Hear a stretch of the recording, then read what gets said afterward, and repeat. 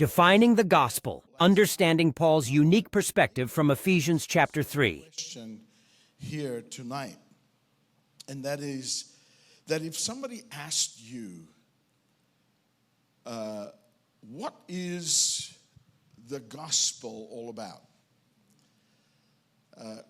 Would we be able to give them a concise definition of what the gospel is?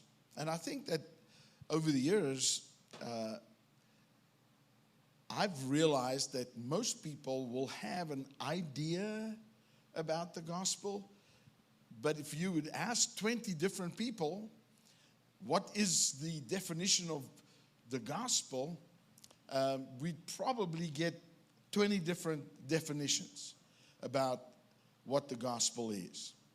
But Paul, in Ephesians chapter 3, he gives us a wonderful definition of the gospel that was given to him. And Paul is the one that talks about my gospel when he writes, and he says, you know, my gospel, meaning that Paul knew there were other people who were preaching a brand of a gospel.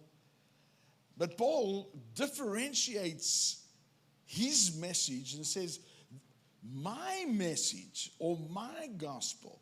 He says there are others who are preaching a gospel. In fact, then he says this. He says, it's not really another gospel. It's another gospel. And so we're going to have a look at that right now.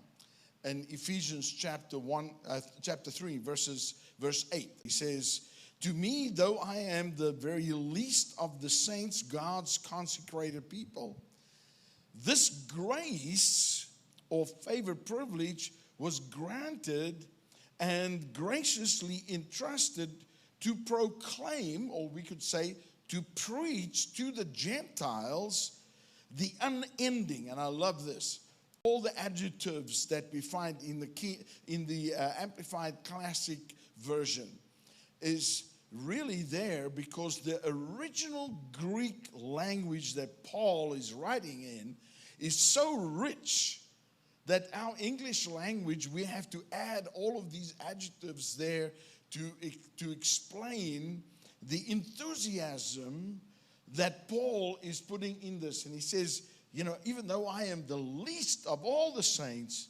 God has given me the privilege of preaching. And he says, and he uses this, the unending, boundless, fathomless, matchless, incalculable, the exhaustless riches of Christ's wealth, which no human being could have searched out.